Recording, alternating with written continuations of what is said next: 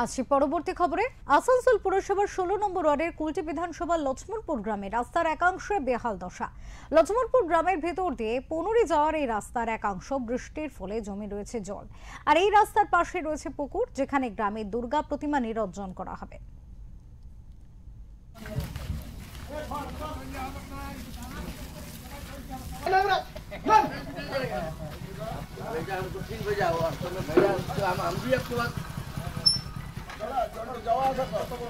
लड़का आ रहा है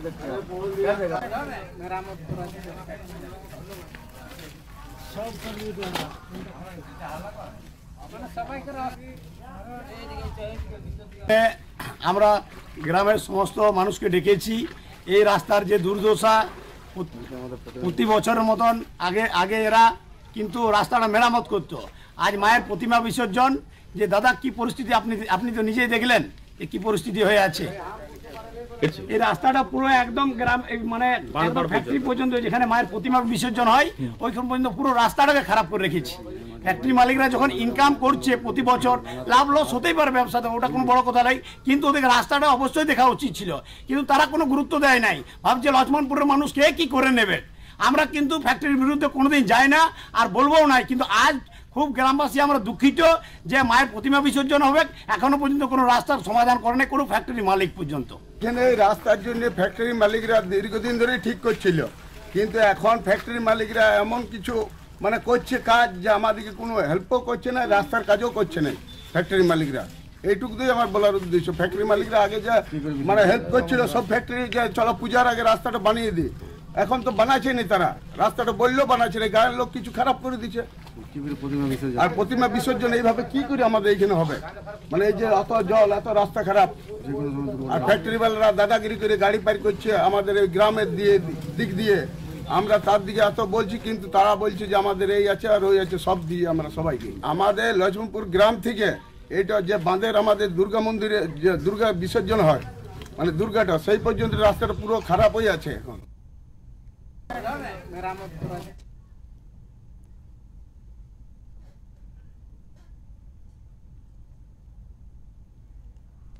এই মুহূর্তে আমাদের সাথে রয়েছেন আসানসোল থেকে আমাদের প্রতিনিধি জয়ন্ত সাহা। কথা বলবো জয়ন্তর সাথে, জানার চেষ্টা করবো জয়ন্ত, এই রাস্তার বেহাল অবস্থা দীর্ঘদিন ধরে, কেন প্রশাসনের কোনো নজরদারি নেই বা কেন কোনো রকম সমস্যা সুরাহা হচ্ছে না?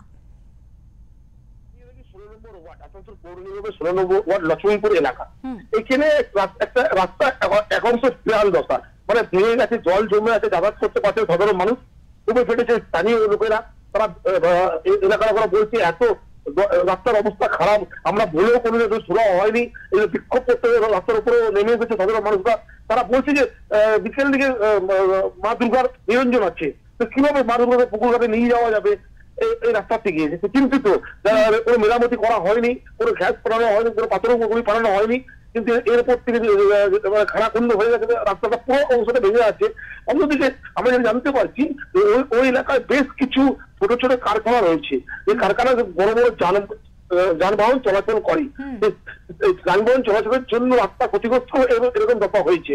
এটা আমাদের স্থানীয় সূত্রে খবর আছে। স্থানীয়রা যেটা বারবার বলছে যে আমরা প্রশাসনকে বলেও বা পৌরনিগম জানিয়ে এখন শুরু হয়নি, কিন্তু যেহেতু পুজো শেষ হয়েছে, আজকে দশমী পার করেছে, এখানে প্রতিমা নিরঞ্জন করতে যাবে, এই রোড দিয়ে নিয়ে যাবে গ্রামের লোকেরা, তার জন্য আজ ক্ষোভে ফেটে উঠেছে স্থানীয়রা। একেবারে জয়ন্ত, এক্ষেত্রে শুধুমাত্র প্রতিমা নিরঞ্জন তো বিষয় নয়, যে অসুস্থ মানুষকে তাদের হাসপাতালে নিয়ে যাওয়ার ক্ষেত্রে, চিকিৎসা বা গর্ভবতী মায়েদের ক্ষেত্রে, যাতায়াতের ক্ষেত্রে যথেষ্ট আমরা ছবি দেখে বুঝতে পারছি ভীষণভাবে একটা সমস্যার শিকার হতে হয় তাদেরকে। এবং কোথাও গিয়ে দেখা যাচ্ছে যে দুর্গাপুজোর আগে কিন্তু বহু জায়গায় আমরা দেখেছি যে রাস্তার যে বেহাল দশাগুলো ছিল তাদের অনেকটাই কিন্তু সেই সমস্যার সুরাহা করে দেওয়া হয়েছিল। তাহলে এখনো পর্যন্ত এই যে বর্তমানে এখানে অবস্থা, সে নিয়ে প্রশাসনের তরফ থেকে কোন রকম কি বয়ান আসছে, কোন রকম বক্তব্য আসছে? দেখো, সাধারণ মানুষ যখন এই প্রতিবাদ করেছে, প্রতিবাদ করে যখন ওরা রাস্তায় নেমেছে, রাস্তা নামার পর ওরা আসানসোল পৌরনিগমের সঙ্গে যোগাযোগ করা হয়েছে যে দেখুন এই পরিস্থিতি অনেকদিন ধরে জায়গাটা খারাপ, সাধারণ গ্রামের লোকেরা যাতায়াত করতে পারে না, বিপজ্জনক হয়ে আছে। যেহেতু এলাকায় ছোট কারখানা রয়েছে, বড় গাড়ি চলে, বড় গাড়ি চলার জন্য আরো ক্ষতিগ্রস্ত রাস্তাটা, যার জন্য মানুষ ক্ষোভে বেড়ে আজকে বিক্ষোভের মুখে দাঁড়িয়েছে। কিন্তু তোমাদের কথাটা জানিয়ে রাখি, আসানসোল পৌর নিগমের 16 নম্বর লক্ষ্মণপুর এলাকাতে পৌরসভার পক্ষ থেকে যেটা আমরা জানতে পারছি যে পুজোর পরে কিছু স্বাভাবিক কাজ হবে, সামান্য কাজের উপরে রাস্তাটা ঠিক করে দেওয়া হবে, এমন আমাদের কাছে খবর আছে, খবরও পান। অনেক ধন্যবাদ জয়ন্ত তোমাকে। আমাদের সাথে ছিলেন আমাদের প্রতিনিধি আসানসোল থেকে জয়ন্ত সাহা, এবং তার সাথে কথা বলে যেমনটা জানলাম, দর্শকরা দেখতেই পাচ্ছেন এই মুহূর্তে যে ওঙ্কার বাংলা যে ছবিটা যাচ্ছে, সেই ছবিতে যে অবস্থায় রয়েছে রাস্তাটি, তাতে কিন্তু সেখানকার গ্রামবাসীরা যথেষ্ট সমস্যার সম্মুখীন হচ্ছে, এটা বলাই বাহুল্য। কিন্তু প্রশাসনের কেন ঘুম ভাঙছে না এই বর্তমান পরিস্থিতি দেখেও, সেটাই নিয়ে প্রশ্ন থাকছে লাখ টাকার।